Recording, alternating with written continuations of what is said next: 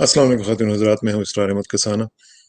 चीखों की आवाज़ें आ रही हैं और चीखें ये हैं कि हाय ठंड लग गई, हाय ठंड लग गई, ठंड से मर गए, हमारा क्या बनेगा। कांपने शुरू हुए हैं लोग। आप समझ गए होंगे कौन कांप सकता है, कौन ये इस तरह की चीखें मार सकता है, कौन रो सकता है इस तरह, और वो भी वर्दी में। वो सिर्फ और सिर्फ भारतीय फौजी हो सकते हैं। इनको ठंड लगनी शुरू हो गई है। और कहाँ पे ठंड लगनी शुरू हो गई है? लद्दाख में। ईस्टर्न लद्दाख, आपको पता है, वहां पे पंगा ये ले बैठे हैं बहुत बड़ी ताकत से। पता है वो आपको, कहा जाता है कि जब भी आपने कोई लड़ाई शड़ाई करनी हो तो बंदा कम से कम अगले की ताकत का अंदाजा लगा लेता है, उसकी उसकी तैयारी का अंदाजा लगा लेता है, उसकी डिफेंस प्रिपेयर्डनेस का अंदाजा लगा लेता है कि भाई वो हमारे मुकाबले भी है या नहीं है। अगर वो बहुत ही ज्यादा है तो फिर कम से कम आपको थोड़ा सा अंदाजा हो जाता है कि भाई मैंने इसके साथ दूसरा नहीं लड़ाई करनी। अब ये जो कोड किरली है, इसने पंगा तो बड़ा ऊंचा ले लिया। अब समझ नहीं आ रही कि करें क्या। फौजी जो हैं उनकी ट्रेनिंग कोई नहीं है। आपको पता है कि 2017 में डोकलाम का जब मामला हुआ था, तो उसमें चाइना ने उसको हल कर लिया, लेकिन विड्रॉ करने के बाद उन्होंने क्या किया कि उन्होंने फिर अपनी तैयारी शुरू कर दी। उन्होंने अपनी टेक्नोलॉजी को बेहतर किया, उन्होंने अपनी ट्रेनिंग को बेहतर किया। 2 लाख फौजी उन्होंने वहां पे रखे। वो वापस नहीं गए। उन्होंने ये नहीं किया कि वो अपनी अपनी बैरक्स में चले जाए, नहीं। उन्होंने वहां पे उनको रखा, उनको एक इको सिस्टम दिया जिसमें पूरी की पूरी इस तरह की लाइफ में उनको गुजारा, जिसमें से हार्डशिप्स में से गुजारा, मौसम की जो शिद्दत है उसमें से गुजारा। उनको इस तरह ट्रेन किया कि जैसे किसी वक्त भी जंग हो सकती है। अब उन्होंने 2 साल के बाद, यानी तकरीबन 3 साल के बाद, अब जब उनके फौजी जो हैं, जो डिप्लॉयड हैं वहां पे ईस्टर्न लद्दाख वगैरह में, और जो पूरे ये जो उनकी क्लेम लाइन है उसके ऊपर, उनको तो कोई मसला नहीं है। उनकी ट्रेनिंग हो चुकी भी है, उनको पूरा एक इको सिस्टम दिया गया है जिसमें उनको पूरे का पूरा पैराफर्नीलिया जो है, पूरा इंफ्रास्ट्रक्चर उनका मौजूद है। उन्होंने कौन सी यूनिफॉर्म्स पहनी है, किस तरीके से सर्दी से बचना है, -50 का अगर टेम्परेचर है तो उसमें क्या कैसे गुजारा करना है, पानी को कैसे इस्तेमाल करना है। उनके वॉशरूम्स जो हैं वो उस तरह के बिल्कुल उसी तरह के बने हुए हैं। हर चीज उन्होंने उसकी तैयारी की। ठीक है जी। अब ये जो हमारे दोस्त हैं भारत वाले, इनकी ना ट्रेनिंग है, ना इनकी कोई उस तरह की प्रिपेयर्डनेस है, ना इन्होंने उस तरह का कुछ फोर्स ही किया था कि ये इस तरह के मामला होंगे। ये तो हमें सियाचिन के ऊपर सिर्फ तंग करने के लिए वहां पे जो बैठते हैं, और वो तो बड़ी छोटी सी डिप्लॉयमेंट है। अब ये कहते हैं कि जी हमारे तकरीबन अगर लाख से ज्यादा फौजी हैं वहां पे, तो लाख फौजी जो हैं उसका सिर्फ नाम लेना आसान है, उसका पूरे का पूरा इंफ्रास्ट्रक्चर, उसका एक पूरा को पूरा पैराफिनीलिया वो आपने क्रिएट किया नहीं है, और आप जाके जनाब उनके साथ प्रॉब्लम कर रहे हैं। ये चाइना जो था ना, चाइना ने जानबूझ के इनके साथ जो मुज़ाकरात हो रहे थे उनको डिले किया, और वो ये चाहता था कि इनको ये जरा सर्दी वाला मामला जो है ना, इनको पता चले कि इनका कितना बड़ा वीक पॉइंट है। अब अभी सर्दी शुरू नहीं हुई, मैंने जैसे पहले बताया कि अभी गलवान में और ईस्टर्न लद्दाख में टेम्परेचर +7 है। +7 राइट नाउ, इस +7 है, जो कि कुछ भी नहीं होता। मैं कनाडा में हूँ, यहाँ पे हमारे यहाँ भी -40 -45 तक जाता है टेम्परेचर, और हम उसमें सर्वाइव करते हैं। लेकिन वो ऐसे नहीं सर्वाइव करते कि हम बाहर खड़े हो जाएं, हम सर्वाइव कर लेंगे, नहीं। हमारे पास पूरा एक गियर होता है, उस गियर में से हम अपने आप को गुजारते हैं, तब जाके हम उसको सर्वाइव करते हैं।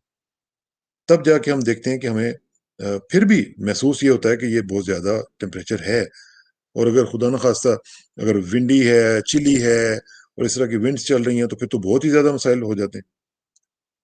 अब वहां पे जो हमारे ये जो भारतीय फौजी हैं, इनको इन्होंने यूनिफॉर्म्स वगैरह दी दी हैं इनको, लेकिन वो जो यूनिफॉर्म्स हैं, जब ये टेम्परेचर अभी बढ़ेगा तो फिर क्या बनेगा इनका। अभी +7 के ऊपर चीखें निकल गई हैं, और ये मैं आपको खुद अपनी तरफ से नहीं बता रहा हूँ, ये इनके जो फौजी जराए हैं वो बता रहे हैं कि वहां पे जो हमारे फौजी हैं जो डिप्यूटेड है वहां पे, उनके लिए बहुत ज्यादा मसाइल क्रिएट होना शुरू हो चुके हैं, और उनकी शिकायत आनी शुरू हो गई हैं, और उनका जो मोरल है वो जमीन के ऊपर आ चुका हुआ है पहले से ही। زمین بوس ہو چکا ہوا ہے. انہوں نے لڑنا کیا ہے بھائی؟ وہ تو ان کی تو اپنی حالت یہ ہے کہ وہ کانپ رہے ہیں. ان کے پاس جو اسلحہ ہے وہ ان سے اٹھایا نہیں جا رہا. ابھی +7 میں یہ حالت ہے. اب ذرا جسٹ امیجن کہ اگر ٹیمپریچر چلا جاتا ہے -20 پہ، -25 پہ، 30 40، پھر کیا کریں گے؟ آپ کی تو جناب وہاں پہ لاشیں گرنی شروع ہو جائیں گی صرف ٹیمپریچر کی وجہ سے. اور 2 لاکھ یا 1.5 لاکھ جتنے بھی آپ کے فوجی وہاں پہ ہیں، ان کے لیے آپ کے پاس کیا یہ پورا گیئر موجود ہے؟ آپ نے ان کو بھیج تو دیا ہے وہاں پہ.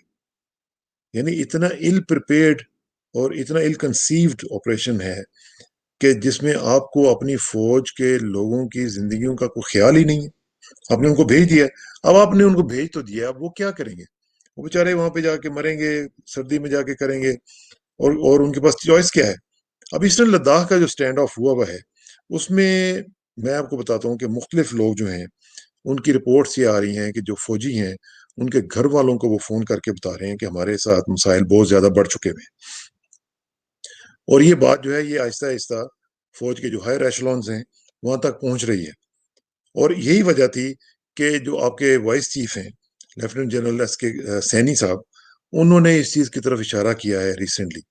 اور انہوں نے یہ کہا ہے کہ جناب یہ جو ہم باہر کے اوپر توقع کر کے بیٹھے ہوئے ہیں کہ ہم امپورٹ کر لیں گے اس طرح کا پورا گیئر، اور امپورٹ کریں گے پوری اسپیشل کلودنگ اور ماؤنٹینئرنگ جو اکوپمنٹ ہے، یہ تو پتہ نہیں کب آئے گا اور کیسے آئے گا. ہماری جو انڈسٹری ہے، جو ڈومیسٹک اور انڈیجنس انڈسٹری ہے، اس کو سٹیپ اپ کرنا پڑے گا. اور اس کو خود چاہیے کہ وہ اس طرح کے جو گیئر ہیں، اسپیشل کلودنگ جو ہے وہ بنائیں. کیونکہ ٹیمپریچر جب چلا جائے گا -50 تک، تو پھر کیا ہوگا؟ تو یہ سب سے بڑا ان کے لیے پرابلم بنا ہوا ہے کہ جو فوج وہاں پہ بھیج تو دی ہے، اب وہاں پہ فوج نے رہنا بھی ہے، کیسے رہے گی؟ نہ کوئی ایکو سسٹم ہے، نہ وہاں پہ کوئی ٹیکنالوجی ہے، نہ ان کے پاس کوئی اس طرح کے راشن ہے، نہ ان کے پاس جو اسلحہ ہے وہ اس طرح کا ہے. ویل کیلیبریٹڈ ہونا چاہیے نا. وہ وہاں پہ اسلحہ تو اس طرح کا ہے نہیں. اب ادھر سے آپ نعرے لگاتے ہیں آتمان نربھر بھارت اور جناب اس طرح کی چیزیں، تو وہ جو ویژن ہے وہ تو اس طرح نہیں پورا ہوتا. چائنا نے ڈوکلام کے بعد جس طریقے سے اپنے پورے کا پورا ایکو سسٹم بنایا، آپ کو بھی چاہیے تھا نا کہ آپ بھی تھوڑا سا اپنے توجہ تھوڑی سی کشمیر سے ہٹا کے، اور جموں کشمیر میں جس طرح لوگوں کو مارنے سے ہٹا کے، وہاں پہ لوگوں کی عورتوں کی عصمت دری سے ہٹا کے، آپ تھوڑی سی ذرا اپنی پریپیئرڈنیس کی طرف توجہ دے دیتے.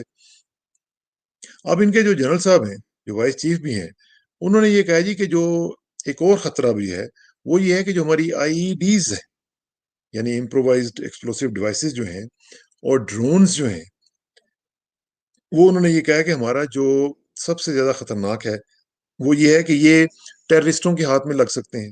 سو کال ٹیررسٹ، پتہ نہیں وہ کون سے ہوں گے ٹیررسٹ، یہ تو خود ٹیررسٹ ہیں. تو وہ یہ کہہ رہے ہیں جی کہ وہ اگر اس طرح کا معاملہ ہوا تو یہ بڑا خطرناک ہو جائے گا.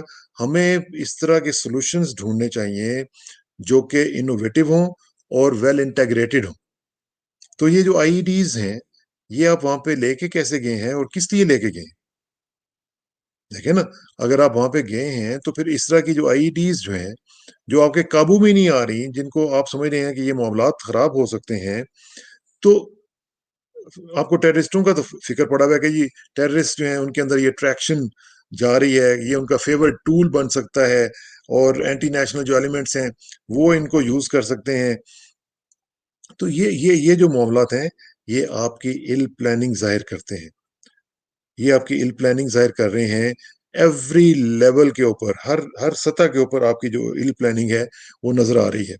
اور یہ خاص طور پہ یہ جو دونوں چیزیں ہیں، IEDs اور جو آپ کا معاملات ہے ڈرونز والا، یہ اگر آپ کے قابو میں نہیں آ رہے ہیں تو اس کا مطلب ہے کہ آپ کا جو فزیکل اور سائیکولوجیکل ٹراما جو آپ کو مل رہا ہے، یہ تو آپ کی جو ریڈینس ہے اس کو سیریسلی امپیئر کر دے گا. اور یہ ایکچولی ہو رہا ہے، یہ ایکچولی ہو رہا ہے. کیونکہ جو آپ کے ریسورسز ہیں وہ ویئر آؤٹ ہو رہے ہیں، آپ کے جو لوگ ہیں وہ ویئر آؤٹ ہو رہے ہیں، ان کو سمجھ نہیں آ رہی کہ ہم کیسے کریں. ٹیکنیکل انوویشن کی آپ بات کریں جی کہ ٹیکنیکل انوویشن ہونی چاہیے، اور اسی طرح ہم جا کے کامبیٹ کر سکتے ہیں، اس طرح نہیں کر سکتے ہیں. اس طرح فوجیں نہیں لڑا کرتی ہیں مسٹر سینی. یہاں پہ آپ کو دیکھنا پڑے گا کہ کس طریقے سے آپ یہ کام کر سکتے ہیں اور کس طریقے سے آپ یہ کام نہیں کر سکتے ہیں.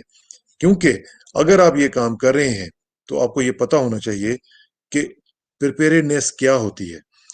اور پریپیئرڈنیس کا سب سے بڑا یہ ہوتا ہے کہ آپ اپنے فوجیوں کی ویل بینگ کا سب سے پہلے خیال رکھتے ہیں، پھر جا کے آپ کچھ اور پلان کرتے ہیں. اگر آپ کے فوجی وہاں پہ ٹھنڈ سے مر رہے ہیں تو پھر یہ آپ کے اوپر آتا ہے. آپ کے جو این ڈی ایس صاحب جو ہیں، جو جنرل صاحب ہیں، ان کو بھی یہ چاہیے کہ جناب آپ مہربانی فرما کے یہ پلاننگ کریں کہ اپنے لوگوں کو بچانے کی کوشش کریں ٹھنڈ سے. کم از کم یہ نہ ہو کہ آپ کے ہزاروں فوجی جو ہیں وہ ٹھنڈ سے مرنا شروع ہو جائیں.